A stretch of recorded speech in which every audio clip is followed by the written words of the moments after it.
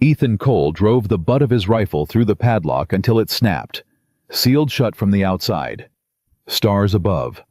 Silence below. Then the smell hit him. Death sweat and something worse. He yanked the wagon door open. 8 pairs of eyes stared back. Small. Starving. Barely breathing. A boy no older than 5 crawled forward and whispered, "Please, don't leave us." Ethan's hand shook on his pistol grip.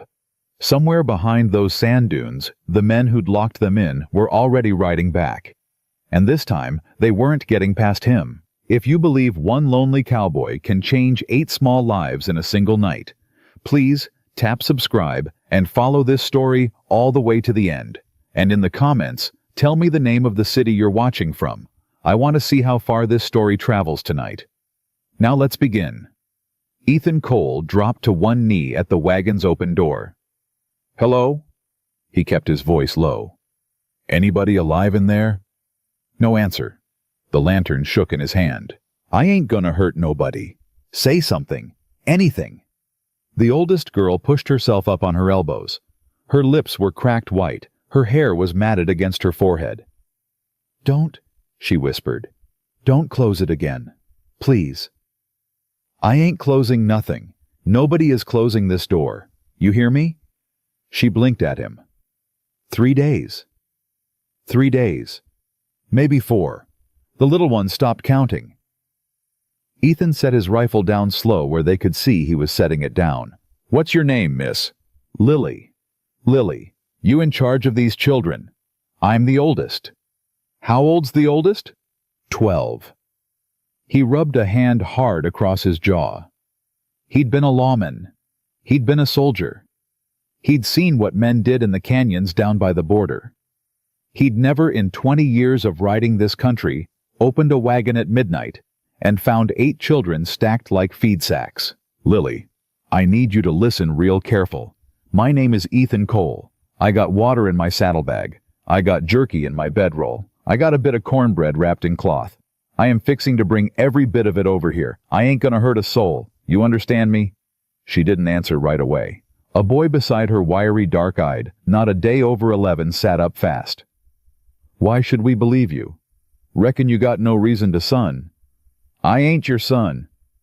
"Fair enough. What do I call you?" "Noah."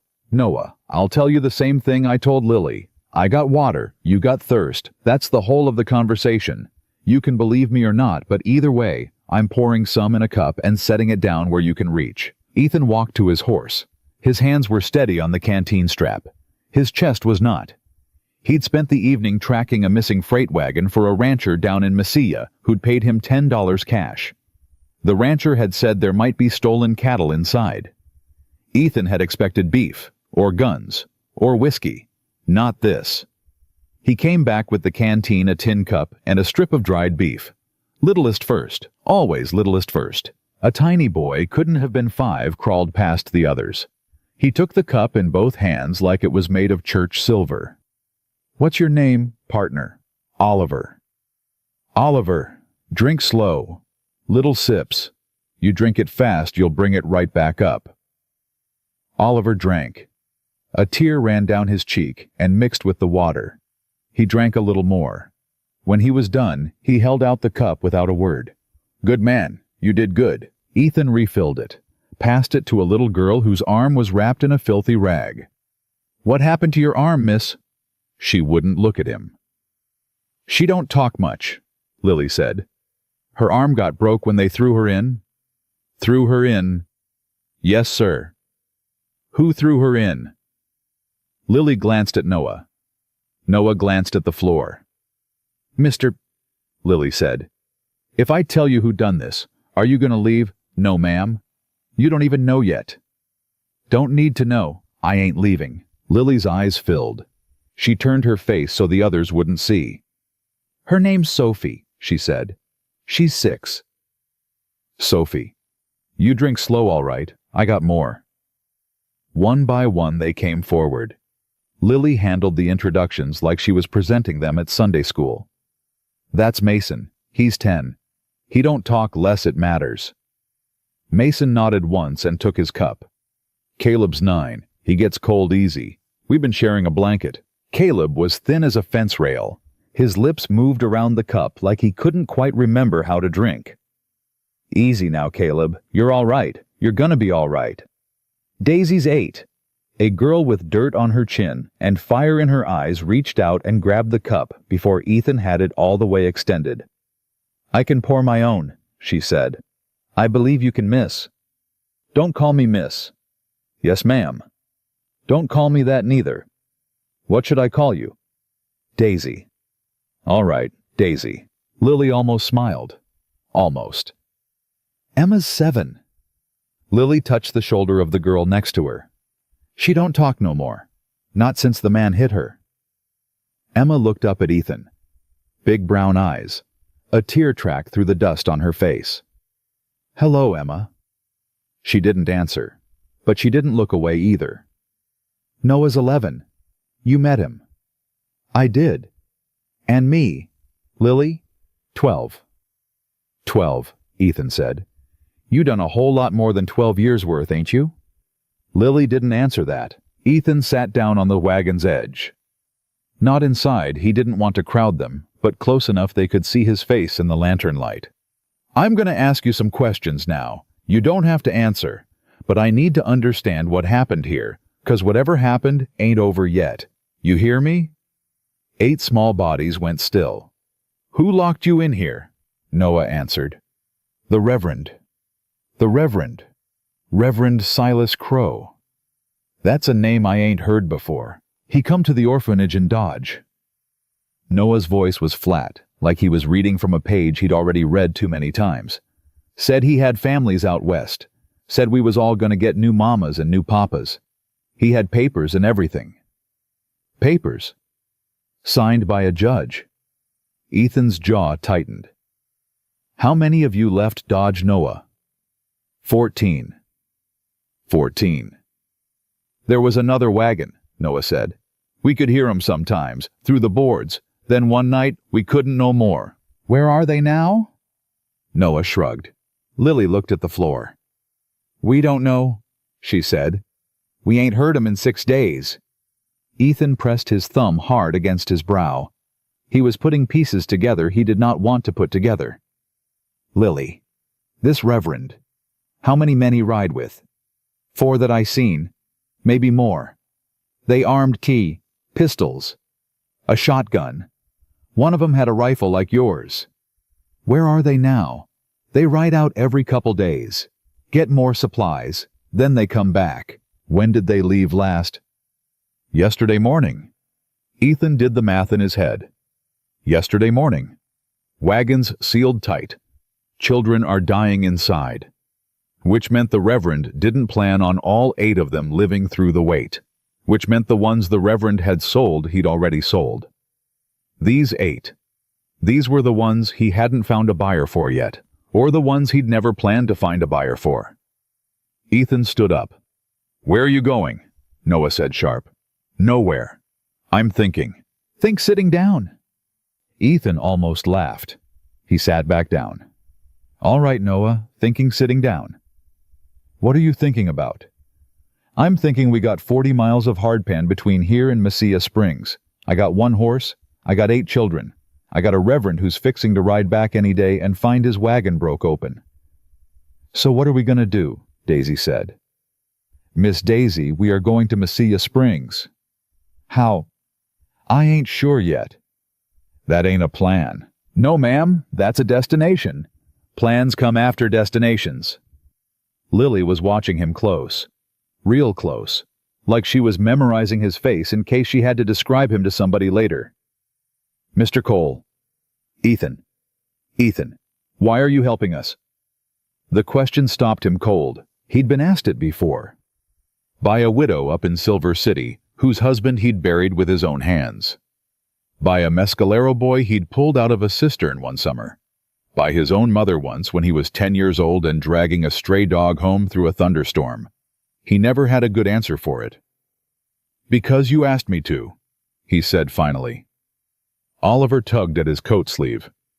I didn't ask you, though. You said please don't leave us. That counts as asking. Oliver thought about that. Then he nodded, solemn as a country preacher. "All right," Oliver said. "All right," Ethan said. He looked at all 8 of them. They looked back. For a long second, nobody said a word. Then Caleb started coughing. It was a wet cough, the kind Ethan had heard in a mining camp back in '68. The sound he'd heard then was the sound of a man about 6 hours from dead. "Lily, how long's Caleb been coughing like that?" "Since yesterday morning." "Getting worse?" "Yes, sir." "He eat anything?" "A little of the hardtack. Couldn't keep it down." "All right." Ethan chewed the inside of his cheek. "Here's what we're going to do. I got a water hole half a mile east. It's shallow, but it's cold. I'm going to load you all up, and we're going to get Caleb soaking wet and cool him down. Then we head west to a box canyon I know. Shade. Cover. A trail out the back a wagon cannot follow. We hole up. We rest. We eat. Then we move at dusk." "Move where?" Noah said. "Mesilla Springs." "That's 40 miles. 42. How long?" "On my horse carrying double with stops with kids 3 days." 3 days. "Yes, sir." Noah looked at Lily. Lily looked at Ethan. "What if he comes back before dusk?" Lily said. "Then I kill him." The words landed flat in the wagon. Not one of the children flinched. Ethan watched their faces and felt something go cold in the pit of his stomach. They weren't shocked. They weren't afraid. They'd already considered the possibility. They'd already decided they were fine with it. "I shouldn't have said that," Ethan said quietly. "Not in front of you." "Why not?" Daisy said. "It's true." "Because you're children." "We ain't children no more, mister." He looked at her. 8 years old, dirty face, eyes that had already seen more than his own had at 20. "Yes, you are, Daisy. Whether anybody told you so or not, you are still a child. Every one of you in this wagon is still a child. And I am going to remind you of that every day from now on until you believe me." Daisy's lip trembled. She turned her face to the wall so he wouldn't see. Ethan stood up again. This time, nobody told him to sit down. "Lily, help me get everybody out of this wagon. Noah, you take Caleb on my horse. I'll lead the horse. Mason, you walk with me. Daisy, you hold Sophie's good hand. Emma rides in my arms with Oliver. Can you all do that?" "Yes, sir," Noah said. "Yes, sir," Mason said. "Fine," Daisy said. Lily didn't answer. "Lily, you won't leave us?" "No, ma'am." "You won't sell us?" "No, ma'am." "You won't—" Her voice cracked. "You won't give us back to him?" "I would die first. Don't say that neither." "Yes, ma'am." She took a breath like she was about to go underwater. Then she nodded. "All right," she said. "All right, Mr. Ethan. We'll come with you." One by one he lifted them down. Oliver weighed less than a full saddle. Emma weighed less than that. When Ethan picked up Caleb, the boy's head lolled against his shoulder and stayed there, and Ethan had to stop for a second, because his own throat was doing something he didn't have time for. "Caleb, you still with me, son?" "Mm-hmm." "All right, you hold on. You just hold on now." He lifted Sophie with her broken arm, careful as handling gunpowder. Daisy insisted on climbing down herself. Mason climbed down without a word, walked straight over to Ethan's horse, and started checking the cinch like he'd done it 100 times. "You know horses, Mason?" "Some." "Where'd you learn livery stable, before the orphanage?" "All right, you're my hand then." Mason almost smiled. Not quite, but almost. They were a quarter mile out from the wagon when Noah grabbed Ethan's sleeve hard. "Mr. Ethan?" "Yeah, son." "Dust." Ethan turned. Sure enough, a smudge on the edge of the world, moving. "How many riders, Noah?" "Can't tell yet." "How fast?" "Fast." Ethan's hand went to his rifle. "Lily, get the little ones down, all the way down. Behind that rise and that wash. Mason, hold the horse steady. Don't let him bolt." "What about you?" Noah said. "I'm going to see who's coming." You said you wouldn't leave us. I ain't leaving you, Noah. I'm walking 20 feet that way. You can see me the whole time. Noah didn't look satisfied, but he followed Lily down into the wash. Ethan crouched low, squinted through the dust. 3 riders. Coming hard. Too soon. Too early. He'd counted on a day, maybe 2, before the Reverend came back around. Something had changed. Somebody had said something. Somebody had seen something he shouldn't have. He lowered himself flat to the ground and watched the riders grow. When they were 100 yards out, he could make out the man in front. Black hat, black coat, white collar at the throat gleaming through the dust like a piece of bone. Reverend Silas Crow. Riding like he was late for a sermon, Ethan backed down the rise on his belly until he couldn't see them anymore. Then he stood up slow and walked back to the children. Lily. Yes, sir. Change of plan. What plan? All of it. 8 pairs of eyes, watching him, waiting. He crouched down in front of Lily and met her eyes at her level. You trust me, Lily? I don't know yet. That's honest. Yes, sir. I need you to trust me for the next 10 minutes. Can you do that? Lily looked at Noah. Noah looked at Ethan. What do you need us to do? Noah said. I need you all to hide. Every one of you. Behind that scrub down in that wash, small as you can get. I need Mason to keep my horse quiet. I need Lily to keep everybody else quiet. And I need Noah. He looked hard at the boy. I need Noah to stay with them. You hear me? Stay. With them. What are you going to do? I'm going to ride out and talk to the Reverend. Lily sucked in a breath. No. Lily. No. No, mister. You said you wouldn't leave. I ain't leaving. I'm going 50 yards to draw him off. That is leaving. Lily, listen to me. He took her shoulders. Gentle. Firm. If he sees your tracks in this sand, he follows your tracks. If he sees mine, he follows mine. I ride out the other way, he rides after me, and you stay alive. That's the math. That's the whole of it. He'll kill you. He'll try. Mr. Ethan. Lily. His voice went soft. I spent 20 years not having a good reason to come home at night. I got 8 reasons now. I ain't dying today. She stared at him. Her chin shook. Then she nodded once, hard. You come back. Yes, ma'am. You come back, you hear me? Yes, ma'am. He turned to Mason. Horse. Mason handed him the reins without a word. Noah. Rifle. I don't know how to shoot. You ain't gotta shoot good, you gotta hold it. If anybody who ain't me comes over that rise, you point it at them and you pull the trigger till it stops. You hear me? Yes, sir. I said yes, sir, too fast when I was your age. Say it like you mean it, Noah. Noah set his jaw. Yes, sir. Better. Ethan swung up into the saddle. He looked down at the 8 of them, huddled low in the wash. Oliver. Yes. You asked me not to leave you. I'm keeping that promise. I am coming back. You remember that for me. Oliver's lip wobbled. Okay. Daisy. What? You look after Sophie's arm, you hear? I was gonna anyway. I know. He looked one last time at Lily, tipped his hat to her. Something old in the gesture. Something his own father used to do to his own mother a long time back before the war took them both. Ma'am? Mr. Ethan? Keep 'em quiet.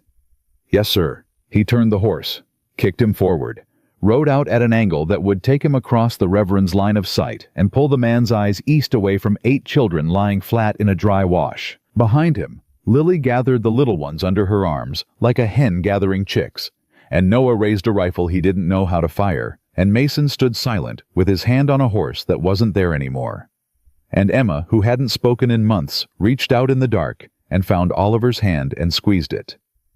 And Lily, 12 years old and holding the weight of 7 other lives against her own ribs, pressed her forehead into the sand and whispered the only prayer she had left. Come back, come back, come back. Ethan rode east at a hard angle, kicking up enough dust to be seen from a mile off.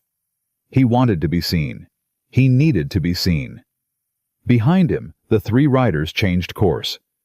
"That's it," he muttered to the horse. "Come on. Follow the noise."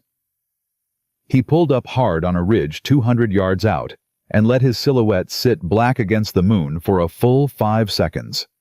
Then he dropped down the far side before a rifle could crack. Nothing cracked. Crow wanted him alive. That was the first thing Ethan learned about the Reverend that night, and it was the thing he needed to know most.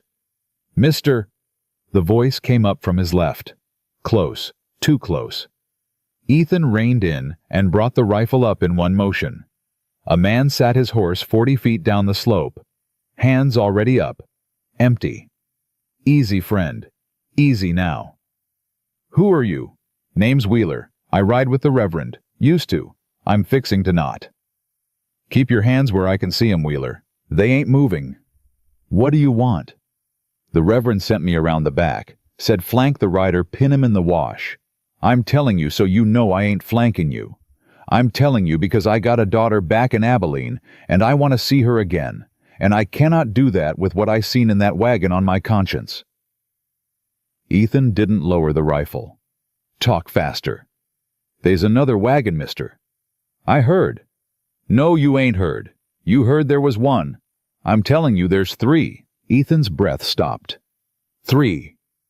3 wagons come out of Dodge. One went to Santa Fe. One went south. The one you found was the leftovers. The children nobody wanted. Where's the Santa Fe wagon now?" "Sold already, 2 weeks back." "Sold to who?" "I don't know names. I know a man, Judge, wears a gold watch chain, buys the papers, makes some legal parcels the children out to ranches needing hands." Ethan's jaw set. "The Judge got a town?" "Mesilla Springs." The word hit him like a horse kick. 42 miles of desert. 1 horse. 8 children. And the only town inside a week's ride was run by the man buying them. "Wheeler, you swear this on your daughter's name?" "I swear it on her grave, mister. That's why I'm here." "Her grave." "Yellow fever, 2 years back. I've been riding with Crow trying to make enough money to forget her face. Then I seen that wagon, and I seen hers instead, and I cannot do it no more." Ethan lowered the rifle an inch. "Where's Crow right now?" "Coming over that ridge in about 90 seconds. "Where are the other 2? "One's dead. I shot him coming up here. The other's slower than Crow, maybe 3 minutes behind." "You shot one of your own." "He was mine yesterday, mister. He ain't mine tonight."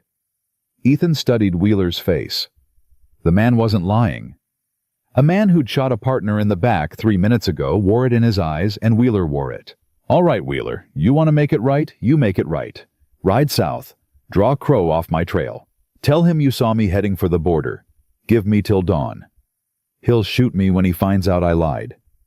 "Then don't let him find out." Wheeler nodded slow. "Mister, what's your name?" "Ethan Cole." "Cole, there's a woman in Mesilla Springs runs the dry goods. Name of Rosalie Hart, widow.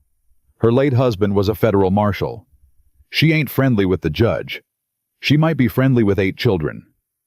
"I'll remember it." "Go." Wheeler wheeled his horse south and tore off across the flats.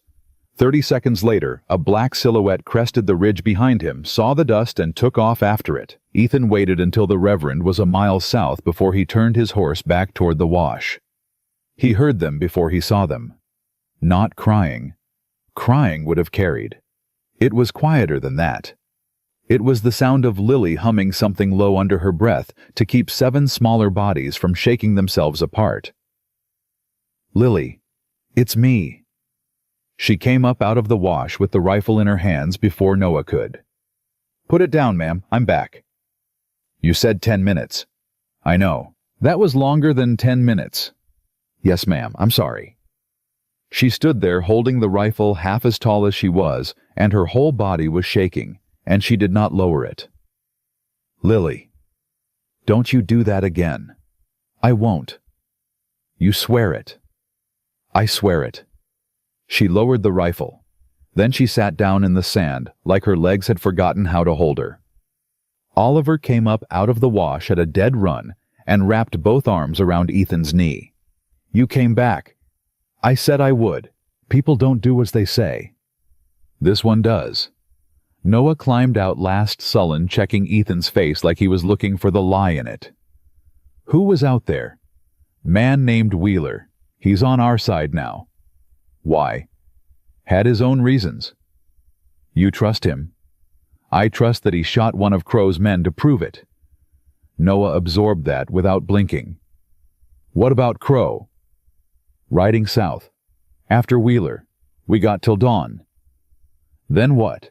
"Then he figures out he's chasing the wrong man. Then he comes back, hard." "How long we got?" 6 hours, maybe 8. Noah did the math the same way Ethan had done the math. 42 miles, 8 children, 1 horse. "We ain't gonna make it." "Not to Mesilla Springs?" "No." Lily's head came up sharp.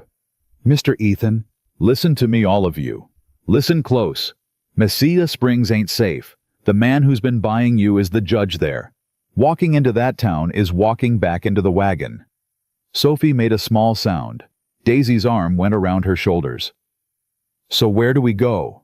Noah said. "There's a woman, Rosalie Hart, runs a dry goods a few miles outside the town proper, widow of a federal marshal.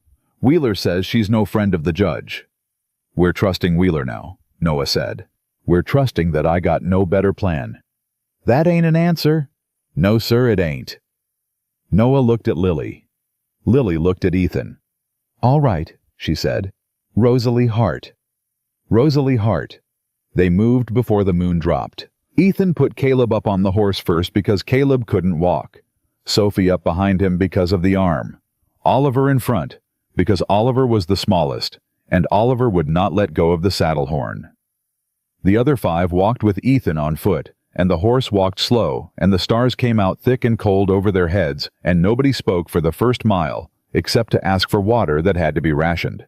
Caleb started coughing worse an hour in. "Lily?" "I hear him." "How long's he been like this?" "Since the second day in the wagon." "What did he eat before that?" "A biscuit." "We all got a biscuit on the first day." "That's it?" "That's it." Ethan reached into his saddlebag and pulled out the last of the jerky. He tore it into 9 pieces with his teeth. He gave 8 of them out. He put the 9th back in the bag. "Why you putting yours back?" Daisy said. "I ate before I came." "You're lying." "Yes, ma'am." "Eat it." "Daisy, eat it. You fall over, we all die out here." She was right, and she was 8, and she shouldn't have had to be right about it. Ethan chewed the jerky slow. It tasted like salt and leather, and something that had been true once about living alone that wasn't true anymore. They walked. Mile 2. Emma tripped on a rock and went down. She didn't cry. She hadn't cried the whole time. She just sat there looking at her skinned knee like it belonged to somebody else. Ethan crouched down. "Miss Emma." She looked at him. "That hurt." She nodded. "It's all right to say so. You can say ow. You can say darn it. You can say anything you want. Ain't nobody gonna hit you for it out here." She opened her mouth, closed it, opened it again. A whisper came out, thin as paper. "Ow!" Lily's hand flew to her mouth. "Emma." Emma blinked up at her sister. "Ow," Emma said again, louder. "Ow, ow, ow." And then Emma was crying, finally, 3 months of not crying coming out all at once, and Lily was down on the sand with her arms around her little sister, and Ethan was standing up and looking away, because there were some moments a man did not have the right to watch. "That's good, Miss Emma. You cry it all out, all of it." "Ow!" Emma sobbed. "Ow, ow." I know, sweetheart." They got her up. They kept walking. Mile 4, Mason finally spoke. "Mr. Ethan." "Mason, I seen the judge." "What?" "The judge in Mesilla Springs. Gold watch chain. I seen him." "Where?" "Livery stable in Dodge. Before I went to the orphanage. He come through twice." "You sure it's the same man?" White hair, scar on his lip, walks with a cane he don't need. That's him. He bought a boy. Ethan stopped walking. He what? From my stable. My boss had a boy working there, Irish kid, no family. The judge come through and paid for him like he was paying for a horse, signed a paper, took the boy. When was this? 3 years back. What was the boy's name? Thomas. Where's Thomas now? Mason's voice did not change. I don't know. I never seen him again. Ethan closed his eyes for a second, opened them. Mason. Yes, sir. You remember this. Every bit of it. You're going to tell it to a woman named Rosalie Hart when we get there. You're going to tell it to a United States Marshal after that. You're going to tell it to every man with a badge between here and Washington if it comes to it. You understand? Yes, sir. You're a witness, Mason. You hear me? You ain't a orphan no more. You're a witness. Mason's chin came up an inch. Yes, sir. They walked. Mile 6. The horse started limping. Ethan checked the hoof. A splinter of rock had wedged up under the shoe. He got it out with the point of his knife, and the horse shied bad, and Caleb almost went off the side, and Sophie screamed. Whoa, whoa, girl, easy, easy now. He's falling, Sophie cried. He's falling, he's falling. He ain't falling. I got him. I got him. Ethan grabbed Caleb by the belt and held him on. Caleb's skin was hot, too hot. The kind of hot that meant fever, not sun. Lily, come here. Feel his forehead. She felt it. Oh no. Yeah. Oh no, Ethan. Yeah. What do? We walk faster. He can't walk faster. We walk faster. They walked faster. Mile 8, the sky started to gray. Dawn was coming. Which meant Crow would figure out he'd been chasing the wrong man. Which meant the clock was already run out, and they had another 34 miles to go, and they were not going to make it, and everybody walking knew they were not going to make it. Mr. Ethan? It was Noah. Yeah. I got something to tell you too. All right. The papers. From the judge. The ones the Reverend had in Dodge. What about 'em? I read one. You read? Some. My ma taught me before she died. What did it say, Noah? It said apprentice indenture. It had a seal on it, and a name at the bottom. Whose name? Same name that's on the bank in Mesilla Springs. I seen the bank sign when the Reverend stopped there for supplies. Same name, exact same. Ethan stopped walking. Noah, say that again. The judge and the banker. It's the same man. The judge, the banker, the man buying children, and the man loaning money to every rancher who'd need hands. The whole pipeline from the orphanage in Dodge to the labor in the fields, all of it running through one signature, one gold watch chain, one white-haired old man with a cane he didn't need. Ethan sat down in the sand. Ethan, Lily said. Ethan, get up. Give me a second. We don't got a second. Lily, give me a second. He sat there. The 8 of them stood around him in the gray light.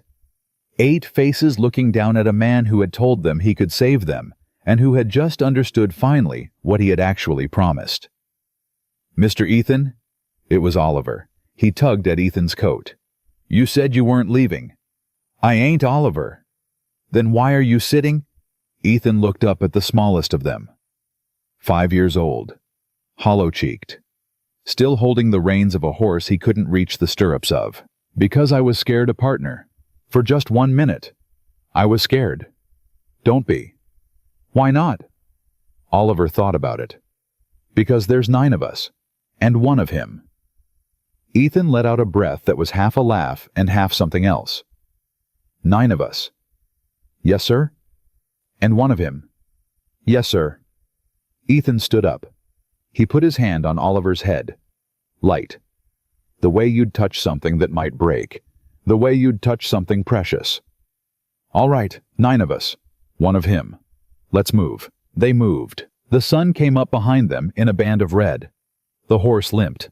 Caleb coughed. Emma said, ow, twice more, and then quietly said, thirsty. Lily walked with her hand on Sophie's good shoulder. Daisy walked with her jaw set like a prizefighter's. Mason walked beside the horse, murmuring to it in a voice Ethan could not hear. Noah walked behind them all with the rifle across his back because Ethan had finally given it to him and said, "Son, you carry it till I need it." And Noah had nodded like a man being handed a badge. Mile 10 they saw smoke on the horizon. Not a town, too small. A cabin, a homestead, something with a chimney. "Ethan?" Lily's hand tightened on his sleeve. "Is that—" "I don't know. Could be friendly. Could be not." "What do we do?" Ethan squinted into the rising sun. "We hope." They were still a half-mile out when Mason suddenly grabbed the horse's bridle hard and whispered one word. "Riders." Ethan turned. Behind them, dust. 2 horses, coming at a gallop, not from the south. From the east. Crow had not chased Wheeler. Crow had doubled back. Crow had been tracking their footprints in the sand the whole way, and Ethan had walked them straight into open ground in the first clean light of the day. "Lily, get 'em down, now. Get 'em behind that bluff." "Ethan." Now Lily. She moved. They moved. 8 small bodies sprinting across the last stretch of flat ground toward the only rock inside a mile. And Ethan swung up into the saddle behind Caleb and kicked his horse into the space between the children and the riders, and Noah stopped at the base of the bluff and turned around with the rifle in his hands, and the look on his face of a boy who had decided finally that he was done running. The riders closed to 200 yards. One of them raised a hand, not to shoot, to wave. Ethan stood in the stirrups, and his whole chest went tight with a kind of hope he didn't dare name yet because a man in a black hat with a white collar did not wave at strangers, and the man waving at him now was not wearing a black hat. The man waving at him was wearing a silver star. The riders closed to 100 yards, and the man in front reined up sharp and held both hands away from his pistol. "Hello, the bluff!" he called out. "United States Marshal, I am a friend." Ethan did not lower his rifle. "Prove it. Rosalie Hart sent me," said a man named Wheeler rode through her yard at 4 this morning with his horse near dead. Said there was 8 children in the desert and a man trying to keep them alive. Ethan's hands started to shake on the rifle. "What's your name, Marshal?" "Jonas Beckett, out of Santa Fe." "I got a deputy behind me named Hollis. We are getting off our horses right now. You keep that rifle on us long as you need to." The 2 men dismounted slow, hands out, empty. Lily came up out of the bluff at Ethan's side. "Is it real?" "I don't know yet." "Ethan?" "I don't know yet, Lily." Beckett took 3 steps forward and stopped. "Son, I got a daughter your size. I got a wife praying the rosary every night over the children I have not been able to find. I've been hunting Silas Crow for 18 months. If you are the man who cracked that wagon, I am the man who has been waiting to shake your hand." Ethan stared at him. A long second. 2. Then he lowered the rifle. "Beckett." "Cole. You're Cole, aren't you?" "How'd you know that Ray?" Wheeler told Rosalie. "Rosalie told me. The whole country is small this morning, son." Ethan felt his knees go. He locked them before they could go all the way. "The children." "Yes. One of 'em's bad sick, fever, cough that ain't right." "Caleb? How do you know his name?" Wheeler knew every one of their names. Wheeler sat with Rosalie for an hour, telling her every name and begging her to pray for him. Lily made a sound that was not quite a sob. "Mr. Beckett?" "Yes, darling." "Is Wheeler all right?" "He's at Rosalie's place. Bullet crease on his shoulder. Rode 17 miles with it. He is alive, and he is staying alive." "Oh." That was all she said. "Oh." But her whole body leaned against Ethan's side like a door closing. "Marshal." Ethan's voice came out rough. "Crow is behind us. 2 riders. Coming hard." "How far?" 3 miles. Maybe less now. "Hollis." The deputy was already moving. "Get these children up on the horses. All of them. Double up. We're riding for the Blackwood homestead. It's a quarter-mile west. Thick walls, root cellar, stone chimney. We can hold it." "Blackwood," Ethan said.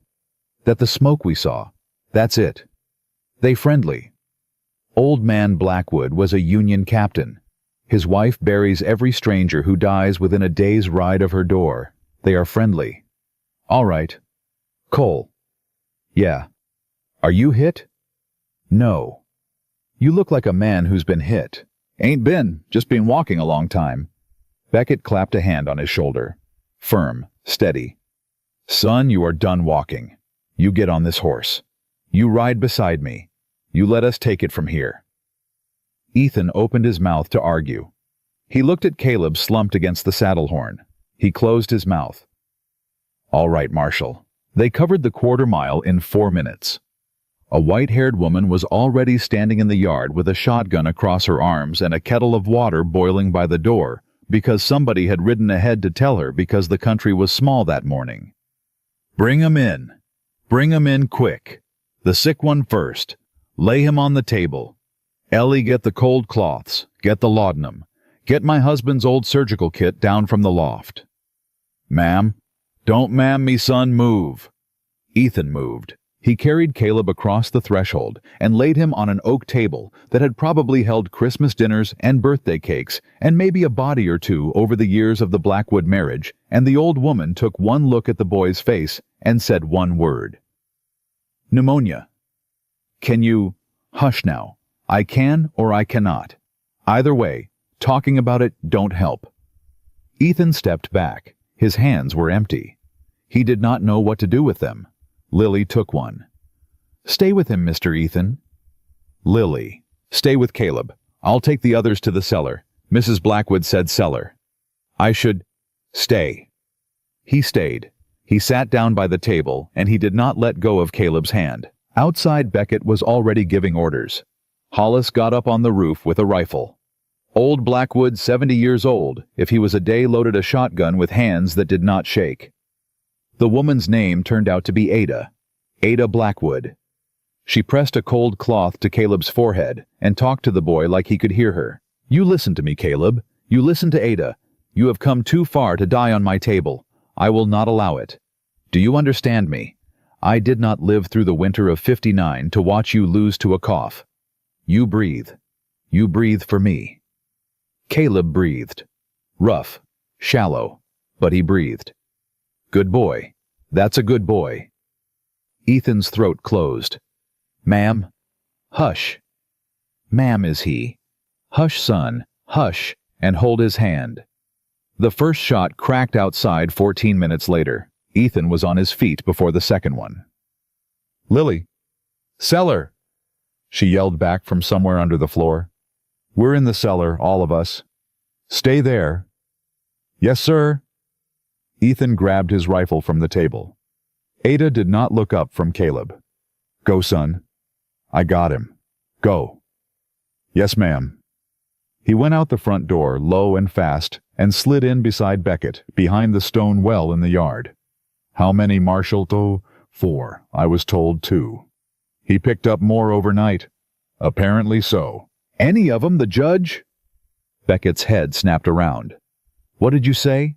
"The judge in Mesilla Springs. The man with the gold watch chain. He's the buyer. He's the one signing the papers. He's the one running the bank that loans the money." "Cole, how in the name of God do you know that?" "A 10-year-old boy in the cellar told me an hour ago. He saw the judge buy a child 3 years back." Beckett stared at him. "I've been building that case for 2 years. I've been trying to get one witness. One. And you just— I got 7 more. Every one of them can testify to Crow. One of them can testify to the judge. If you can keep them alive the next 20 minutes, Marshal, you got your case." Beckett closed his eyes for a second, like a man thanking God in too much of a hurry to kneel. Then he opened them. Hollis north window. Got it. Blackwood cover the back. I see him. Cole, you with me? Yes, sir. Then stay low and stay mean. A voice called out from the scrub. Calm, warm. The voice of a man used to being obeyed. "Hello, the house." Ethan's teeth set. "Hello, the house. My name is Silas Crow. I am a minister of the gospel. I believe there has been a misunderstanding. I have come for my wards. I have documents signed and sealed. I do not wish to see anyone hurt." Beckett stood up a little behind the well. "Reverend Crow." "Yes, I am United States Marshal Jonas Beckett. You are under arrest for the trafficking of minor children across territorial lines. Drop your weapons and walk forward with your hands on your head." Silence. Then laughter. Not loud, not theatrical. The small private laughter of a man who had heard the joke before. "Marshal, you have no jurisdiction over indentured apprentices legally bound under the laws of the New Mexico Territory. My papers are signed by a federal judge. I suggest you go back to Santa Fe." "Your papers are worthless, Reverend." "My papers are worth a great deal, Marshal. More than your badge, I am afraid." Ethan leaned close to Beckett. "He ain't wrong, is he?" Beckett's jaw tightened. "In a courtroom with that judge sitting, no. He ain't. So what do? We get those children out of this territory, alive. Then we take the judge down from the top. And right now, we do not let him through this door." Ethan nodded. He stood up behind the well. "Reverend, is that you Mr. Cole Wheeler described you in some detail?" "I'm the one who opened your wagon, yeah." "You should not have done that." "Reckon I should have. Those children are property, Mr. Cole, legally, contractually, before God and the territorial court. You are a thief." "Not in my world, Reverend. Your world is about to end." Crow stepped out from behind the scrub. He was tall and thin, and his collar was white against the dust, and he held no weapon in his hands, because men like Crow did not need to hold weapons themselves. Two of his men flanked him. The third was somewhere Ethan could not see, and that was the one that worried him. "Mr. Cole, let us be reasonable. Send the children out. I will take them to their legal guardians. No one needs to die here today." "Ain't happening, Reverend. The sick boy. Caleb, isn't it? He is dying, Mr. Cole. He needs a doctor. I will take him to Mesilla Springs." "The judge don't doctor boys, Reverend. He buries them when they stop working." Crow's face did not change. "I am disappointed in you, Mr. Cole." "I'll live." "No, Mr. Cole, I am afraid you will not." The shot came from the east, from where Ethan could not see. He felt it before he heard it. A punch in his left shoulder that spun him halfway around and dropped him hard against the stones of the well. "Ethan!" Lily's scream came up through the cellar floorboards. "Ethan! Lily, stay down!" Beckett roared. "Stay down, girl!" Ethan tried to get up. His left arm wasn't working. "Beckett? Hold on, Cole." "Beckett, I can't. Hold on." A second shot. Beckett's hat flew off. The marshal did not flinch. He raised his rifle and put a round through the scrub where the shot had come from. A body pitched forward into the open and did not move again. "That's 3, Hollis yelled from the roof. "That's 3 down. Marshal, I got one at the back." "Crow," Beckett yelled. "Your men are dying. Surrender." Crow did not move. "Marshal, you have killed 3 honest Christian men doing honest Christian work. You will hang for this in Mesilla Springs. Then hang me in Mesilla Springs, Reverend, but you will be standing next to me." Crow smiled. It was the worst smile Ethan had ever seen on a man's face. Then the cellar door under the porch banged open. "No," Beckett said, because Noah was climbing out of it, rifle in his hands, the rifle Ethan had given him. "Noah, get back." "Reverend." The boy's voice cracked halfway through the word and came out both younger and older than 11. Crow turned slow. "Well, hello, Noah. You killed Thomas." "I did not kill Thomas Child. Thomas is apprenticed on a fine ranch in—" "You killed him. Mason saw you buy him. Mason saw. And we know what happens to the ones you sell. We ain't stupid. We ain't stupid no more." Behind Noah, one by one, the cellar door filled with small faces. Lily, Daisy, Sophie with her broken arm, Emma, Mason, Oliver, Tiny clutching Lily's skirt, and they climbed up. All of them. Into the open yard. Into the line of fire. "Lily!" Ethan shouted through the pain. "Lily, get them back!" Lily did not get them back. She walked out into the yard, and she stood beside Noah, and Mason came up on Noah's other side, and Daisy came up with her chin out, like it had been out for 8 years already, and Sophie walked on Daisy's good side, holding her arm, and Oliver climbed up on a crate by the well to make himself taller, and Emma walked last because Emma had not walked out in front of a man like Crow in her entire life, and it took her longer.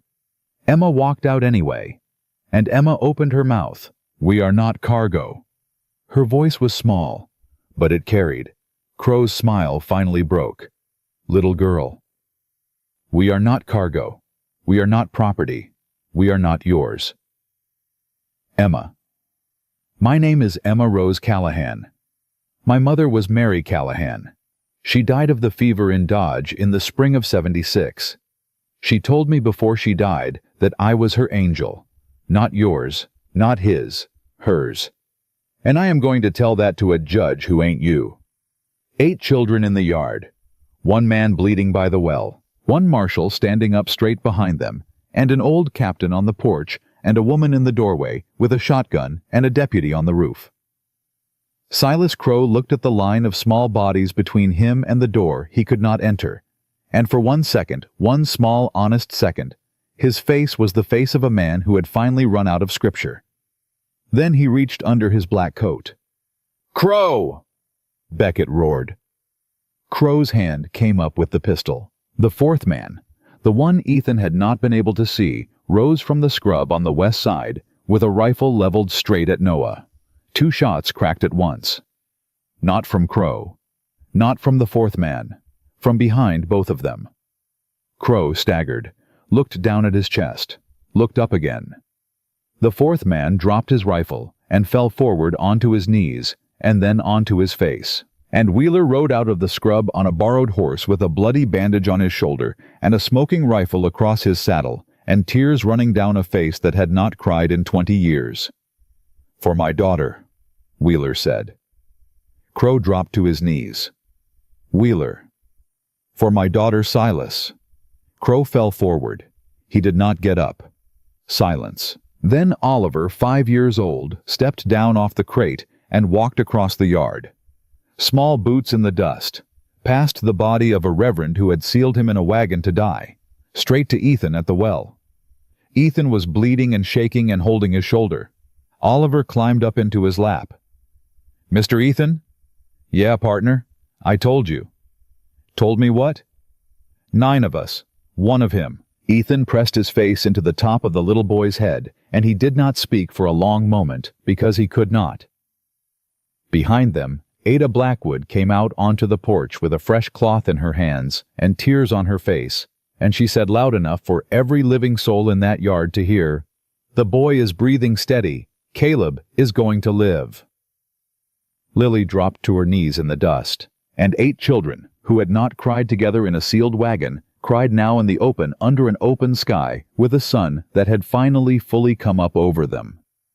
Ada Blackwood cut the bullet out of Ethan's shoulder on the same oak table where Caleb was sleeping, and she did it with a steady hand and a glass of whiskey on the counter that she poured into the wound and not into Ethan. "You want a pull of this, son?" "No, ma'am." "You sure?" "I'm sure." "Why not?" "Because there's 8 children watching me from that doorway, ma'am, and I ain't fixin' to teach a single one of 'em that a man drinks when a thing gets hard." Ada looked up at him over the rim of her spectacles. "Mr. Cole?" "Yes, ma'am." "You are going to be a good father." Ethan's whole face went still. He did not answer her. He could not, because the word had landed in a place inside his chest that he had not opened in 20 years, and he did not trust his voice to come out of it clean. Lily was standing in the doorway. She heard it. She did not look at him. She just stepped sideways and leaned her shoulder into the doorframe like she was holding the whole house up by herself. Ada cleaned the wound, packed it, stitched it with a needle she had sterilized in a candle flame. Ethan did not make a sound the whole time. When it was done, she patted his good shoulder. "You lived through worse. Once or twice. I figured. Beckett came in from the yard. His hat was back on his head with a new hole in the brim. Cole? Marshall. We got 4 bodies in the yard. We got 2 surviving men. Wheeler is the 3rd survivor, and he is going to testify, and between him and the boy Mason and the girl Emma, we have a case that will put the judge in Mesilla Springs in a federal prison for the rest of his natural life. You sure? I am sure. What about the other wagons, Marshall? The ones Wheeler told me about. The one that went to Santa Fe. The one that went south. Beckett pulled out a chair and sat down across from him. I was hoping you would not ask me that yet. Ask me now.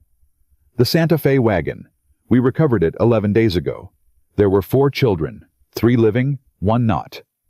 Lily made a small sound in the doorway. The southern wagon. We have not found it. How many children? Wheeler says 6. 6. Yes. Where? We do not know. We have riders out. We have telegrams going. But Cole, the truth is this country is big and a wagon is small, and we may not find them in time. I will not lie to you. I will not lie to those children out there. I have lied to parents in my office too many times in my life. Ethan closed his eyes. Marshall? Yes. Wheeler knew names. He did. He might know where.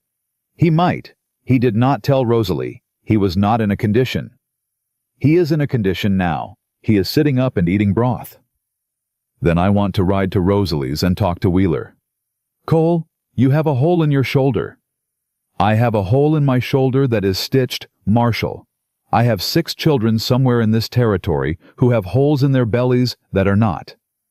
Beckett looked at him a long time. Then he stood up.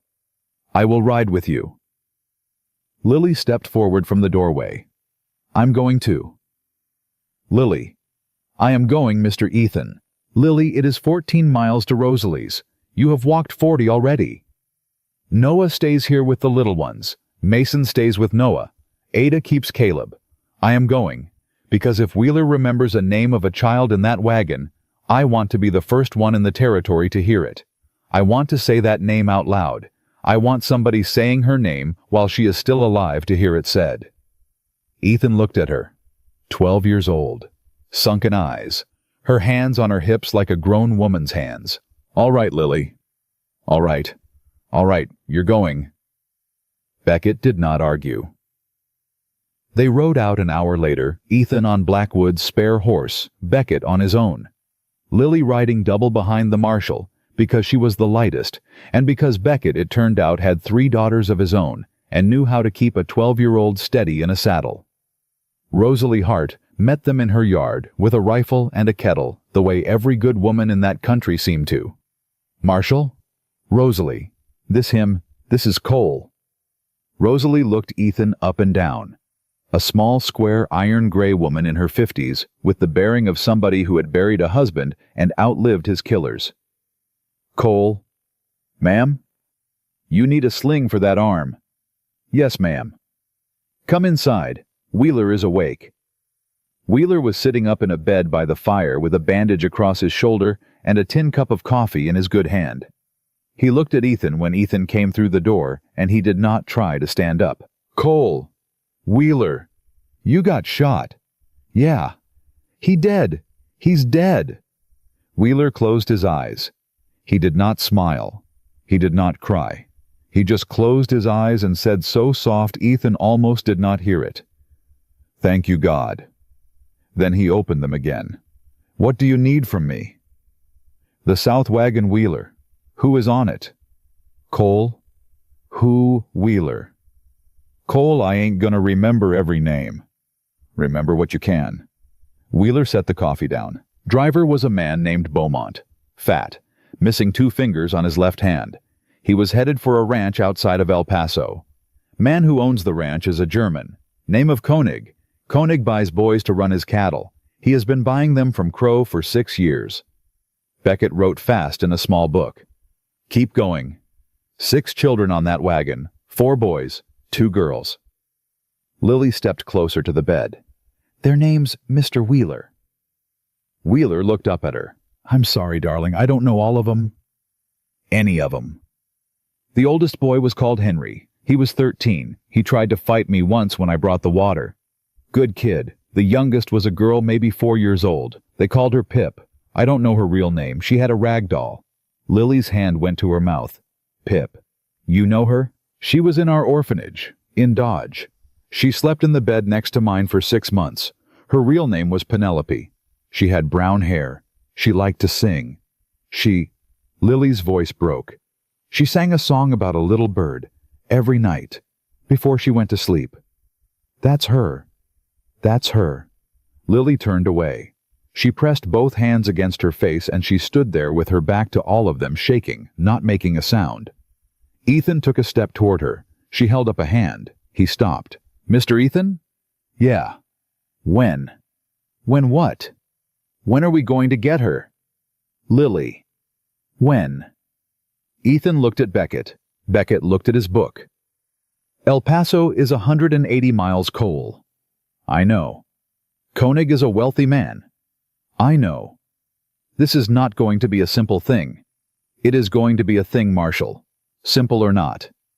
Beckett nodded slow. Telegram goes out tonight. To every marshal between here and the border. To the Federals in Washington. To the governor if I have to. I will have riders on the road to El Paso by morning. Good. Cole. I cannot put you in the field on this one. You have a hole in your shoulder, and you have 7 children who need you here. I know that too, Marshal. Good. I ain't asking to ride to El Paso, Beckett. Then what are you asking? I'm asking you to bring her home. Her and the other 5. Bring them home. I will have a place for them when you do. Beckett looked at him a long second. A place for them? A place for all of them? Cole, that is a lot of children. I know it is, Marshal. You have a wife. No. A ranch. I have a piece of land outside Santa Fe. My father's land. I have not set foot on it in 12 years. Why not? Because after I buried him there, I could not stand to look at it alone, Marshal. Beckett sat back. And now I will not be alone on it. Rosalie was standing in the doorway with her arms crossed. She had not said a word in 5 minutes. She said one now. You will need help, Mr. Cole. Ma'am, you will need a woman on that place, to run the kitchen, to handle the girls when they grow into things a man cannot handle, to teach them letters and numbers and scripture and how to sit a horse side saddle if any of them has a mind to. You will need help. Ma'am, I ain't in a position to— I did not say marry me, Cole. I said help.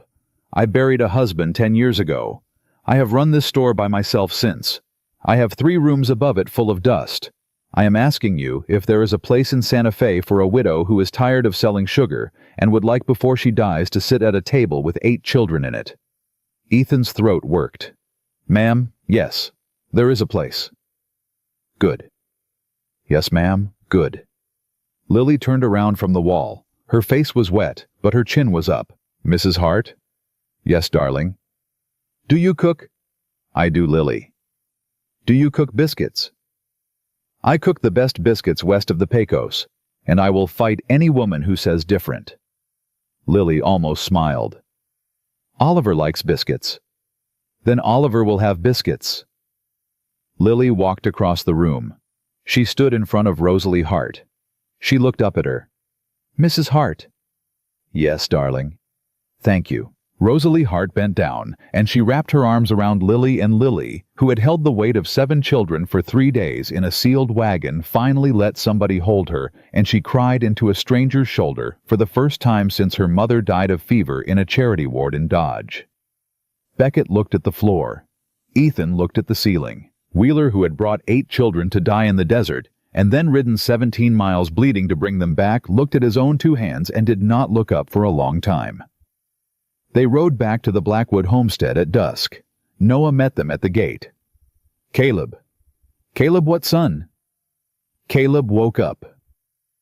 Ethan was off the horse before it stopped moving. He went through the door and across the front room, and he knelt down beside the pallet where Ada had moved the boy, and Caleb's eyes were open, and his cheeks had color in them for the first time since Ethan had carried him out of that wagon.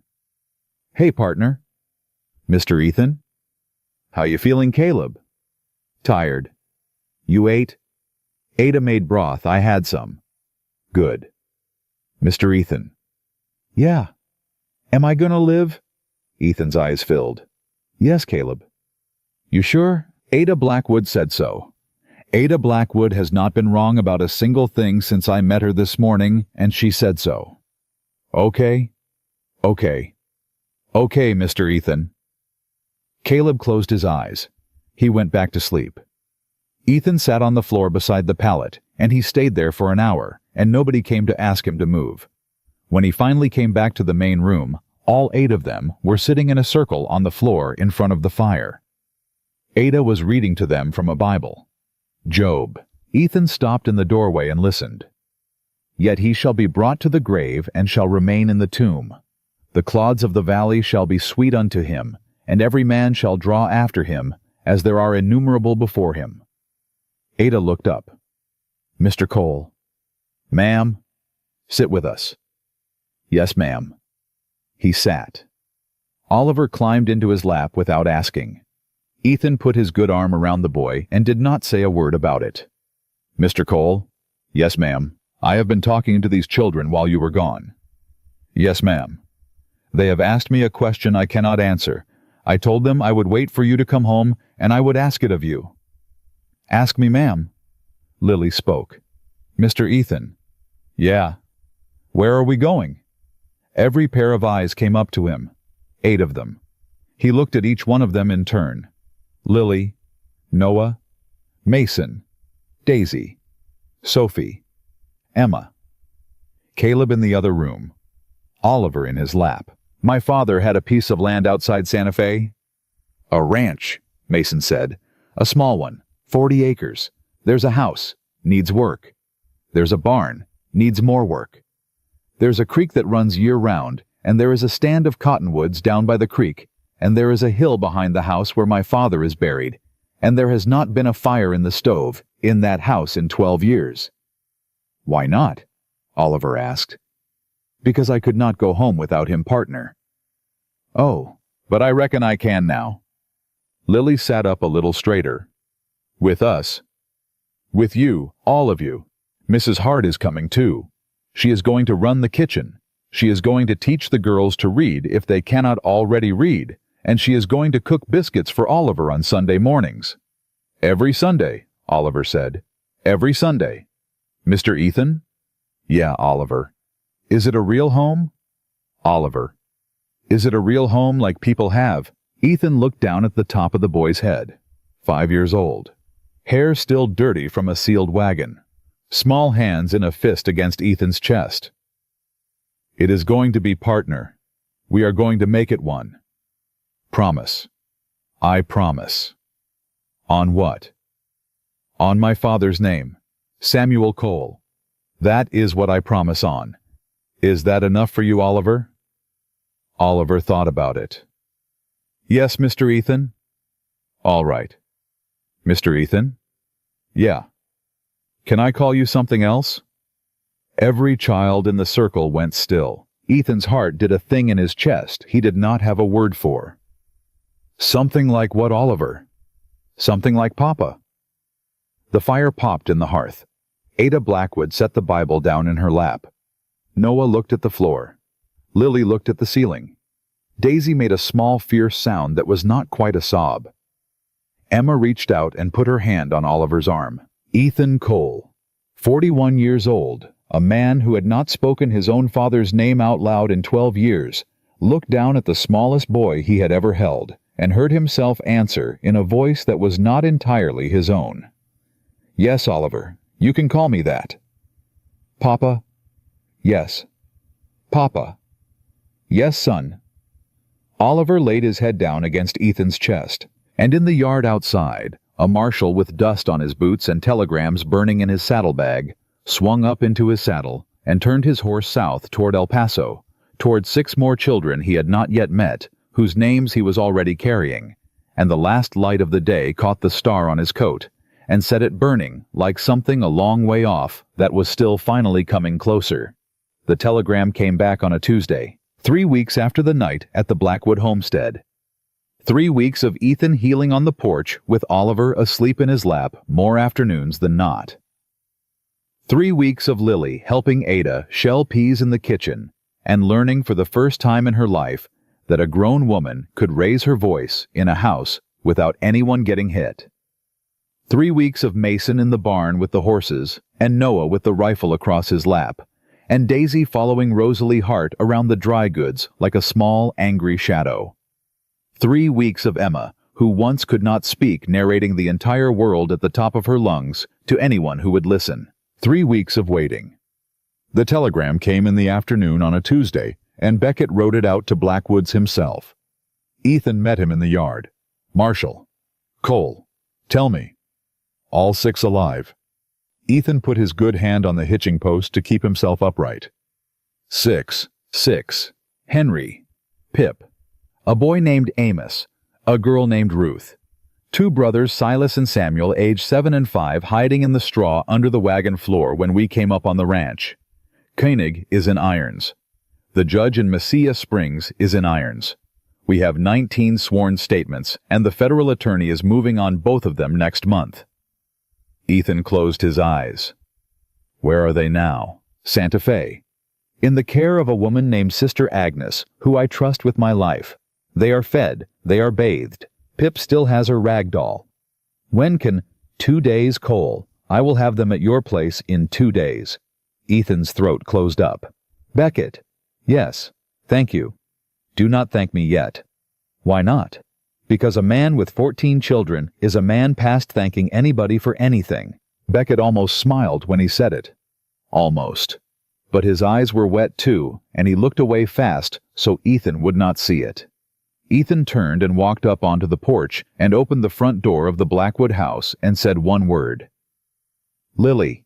She came running. They found her. Pip. All 6 of them Lily. Alive. Every one. Lily's knees buckled, and Ethan caught her with his good arm before she hit the floor, and Oliver came tearing out of the kitchen with a biscuit in each hand, shouting, What? Until Lily got her breath back and told him. And Oliver ran to tell Noah, and Noah ran to tell Mason, and by the time the news had traveled through that house, every child in it was crying and laughing at the same time, and Ada Blackwood was standing at the stove wiping her eyes on her apron and pretending the onions had done it. They moved to the Santa Fe land the next week. The house needed work. Ethan had not lied about that. The roof leaked, the porch sagged, the stove had not been lit in 12 years, and when Rosalie Hart lit it the first time, the chimney coughed out a black cloud like a grave opening, and Daisy stood in the middle of the kitchen and announced with her hands on her hips that this house was an absolute disgrace, and somebody was going to have to do something about it. Somebody will, Daisy, Rosalie said. Who? You. Me.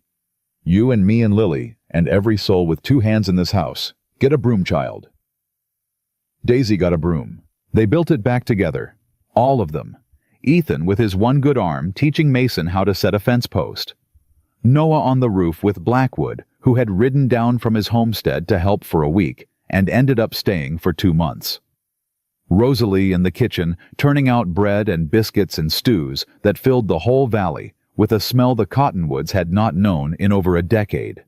Oliver following Ethan everywhere on legs that got longer each month, calling him Papa 100 times a day, and never once getting it wrong. Caleb got stronger. His cough went away by the 2nd winter. He grew 6 inches in a year, and Ada Blackwood said she had never seen a boy eat so much in her life, and she had raised 4 of her own. Sophie's arm healed crooked, but it healed. She learned to write with her left hand. She learned to ride with her right. She never stopped carrying the rag doll she had come out of the wagon with, and nobody in that house ever suggested she ought to. Emma talked. Lord, how Emma talked. She talked through breakfast and through chores and through supper and through prayers and most of the way through bedtime, and Lily would lie in the bed next to hers in the dark and listen and laugh and say, Shh, Emma, you have to sleep sometime. And Emma would say, one more thing, Lily, just one more, and it was never just one more. The federal trial came and went. Ethan did not speak at it. The children did. Mason stood up in a courtroom in Santa Fe, and at 10 years old, looked a man in a gold watch chain in the eye and said, "That is the man who bought a boy named Thomas 3 years ago in Dodge City, and that is the man who was fixing to buy us." The judge went to prison. He died there 4 years later. The papers called it pneumonia.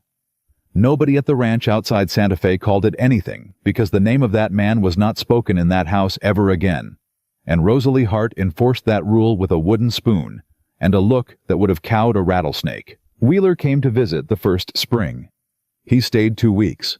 He taught Noah how to shoe a horse, and he taught Oliver how to whistle with 2 fingers, and he sat on the porch with Ethan one evening without speaking for a long time, and finally said, "Cole, I want you to know I named her after my daughter." "Named who, Wheeler?" "My mare. The one I rode out there that morning. I named her after Ellie." "That's a good name." "I know it is." "Wheeler." "Yeah, Cole." "You saved those children." "No, sir. You saved those children. I just finally remembered I was supposed to be one of the men helping." Wheeler died 2 years later of a fever at the age of 44, in a bed Rosalie Hart had made up for him in the back room of the Santa Fe house, surrounded by 14 children who called him uncle, and an old cowboy who called him friend. He was buried on the hill behind the house next to Samuel Cole, with his name cut into a stone Mason carved himself. The years went. The years went the way years do when a house is full. Lily grew up tall and quiet and steady, the way she had been at 12, only without the terror underneath it. She took over the running of the house from Rosalie when Rosalie got older, and she ran it the same way, which is to say, she ran it with a wooden spoon and a fierce, unhidden love. She did not marry until she was 30. She married a schoolteacher from Taos. They had 4 children. She named her firstborn daughter Ada. Noah became a lawyer.